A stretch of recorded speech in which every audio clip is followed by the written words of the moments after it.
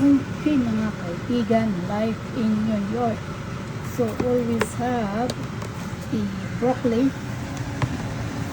So today we are making a ground beef with broccoli. So this is a burger meat, ground beef. So like in New York, always use a good ground meat. Yes. And lots of red onions. And garlic. So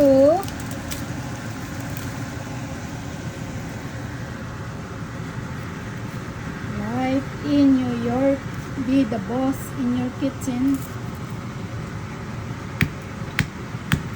Ganyan po mag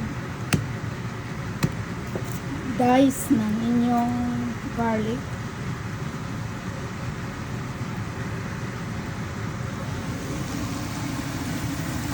So para kayo ang boss, pag sinabing dice garlic, ganyan po, pagpapin lang.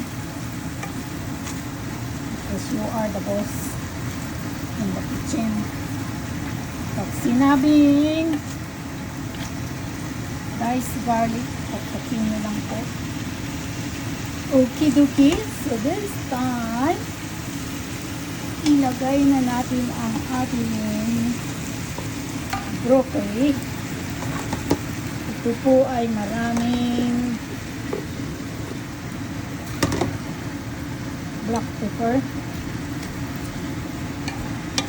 Halo-haloin lang hanggat sa mag-crunchy ang broccoli. Hindi po kailangan ma-overcook or well done. So kung gusto niyo po lagyan ng soy sauce, you can add soy sauce. Pero ako po wala ng soy sauce.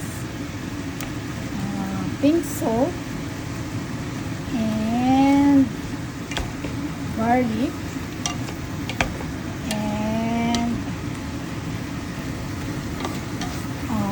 Lots of black pepper. So, lagyan po natin ng konting hot sauce. Para naman mag-kick-kick. Lagyan natin ng kaunti lang. Okay, dokie. So, this is really good with rice. Halo-haloin lang natin. Bago takpan natin ng sandali para naman po pantay-pantay ang luto niya.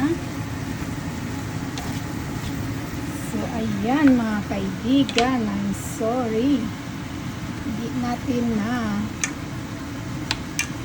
ayos ang ating camera. So ayan, maayos na. So, takpan lang po natin ng mga 5 minutes and it's ready with the rice. Okay mga kaibigan, so ayan naman po, you can add carrots if you want, you can add celery if you want to, but wala po akong ganyan, kaya just plain ground meat and broccoli. Okay, thanks for watching, bye for now.